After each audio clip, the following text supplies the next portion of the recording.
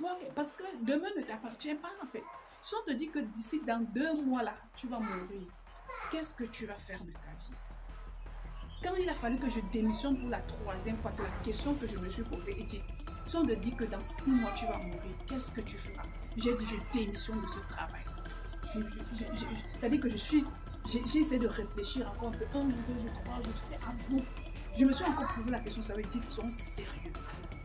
Si on te dit qu'il te reste 6 mois de vie, qu'est-ce que tu vas faire? J'ai dit, je démissionne de ce travail. À force de me poser cette question, j'ai fini par démissionner de ce boulot. Et je suis désolée en fait. Je suis désolée. Et je suis fière de me rendre compte qu'aujourd'hui, Internet te donne la capacité de faire ce que tu aimes. Qu'est-ce que vous aimez faire? Commençons par là. Qu'est-ce que vous aimez en fait? Parce que beaucoup d'entre vous, vous faites des choses, mais vous ne savez pas ce que vous aimez. Je me rappelle à un moment donné de ma vie, je me disais que, mais en dehors même de mon travail, qu'est-ce que j'aime exactement?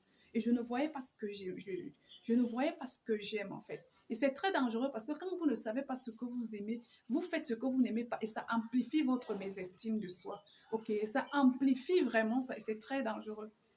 Il y a certains parmi vous, vous aimez porter les perruques, mais il se peut qu'on a tellement très mal parlé des perruques aujourd'hui, vous n'êtes pas capable d'aborder une perruque.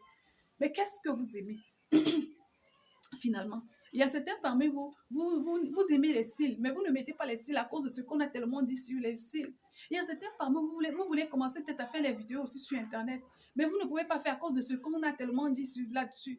Donc, vous voulez faire quelque chose, je ne sais pas quelle est cette chose-là que vous voulez faire, mais vous ne le faites pas à cause de ce qu'on a dit. Ce qu'on a dit. Et vous êtes là, vous vivez une vie qui ne vous correspond pas. Vous êtes en train de faire ce qui ne vous plaît pas. Vous, qu'est-ce qui vous plaît en fait? Vous devez faire quelque chose que vous aimez. D'accord? Je vous assure. Moi, aujourd'hui, je ne coach pas seulement parce que c'est une mission de vie. Mais c'est ce que j'ai fait. Depuis toute petite, je conseillais très mal. À l'époque, j'étais très brute. Mais c'était mon moi comme ça. Parce que pour moi, conseiller quelqu'un, ça me nourrit. Je fais ce que j'aime en fait. Je conseille, je peux rester là, je te conseille, je te conseille. Je ne savais pas écouter les gens, mais à cause de mon job, j'ai développé la capacité d'écoute. Aujourd'hui encore, je m'améliore de plus en plus. Mais le fait d'écouter quelqu'un qui me dit, que tu dis, je ne vais pas bien, est-ce que je peux parler? Il me dit, mais c'est long. Je dis, non, prends tout ton temps. Je vais rester 1 heure là à écouter quelqu'un. Écoutez, après, je vais lui donner un mot. Ah, vraiment, que le Seigneur vous bénisse. Ouais, je suis contente. Je suis contente. Contrairement, je suis contente. C'est ça, ça me plaît, ça. Prendre soin de moi, être coquette, être chouette, ça me plaît. Ça me plaît, ça me plaît. Et toi, qu'est-ce qui te plaît? Toi, parce que demain ne t'appartient pas, en fait. Si on te dit que d'ici dans 2 mois, là, tu vas mourir, qu'est-ce que tu vas faire de ta vie? Quand il a fallu que je démissionne pour la 3e fois, c'est la question que je me suis posée. Et dit, si on te dit que dans 6 mois, tu vas mourir, qu'est-ce que tu feras? J'ai dit, je démissionne de ce travail. Ça peut être prendre soin de toi, ça peut être je ne sais pas quoi, en fait, mais il faut que tu puisses savoir ce que tu veux. La deuxième question que j'aimerais que tu te poses, c'est que est-ce que tu ne sais pas que tu as des talents? C'est quoi tes talents? Même quand j'ai commencé que j'ai décidé peut-être de développer mes talents en fait, c'est que j'étais fatiguée. Je suis infirmière, je suis allée là-bas, ça ne m'intéressait pas. Je suis allée en administration, j'ai travaillé, ça m'a apporté des compétences, mais je me sentais toujours pas à ma place. Après, j'ai dit, mais il faut que je fasse quelque chose. Et je vous assure que cette affaire de talent est arrivée avant que je ne sache qu'on forme là-dessus quelque part.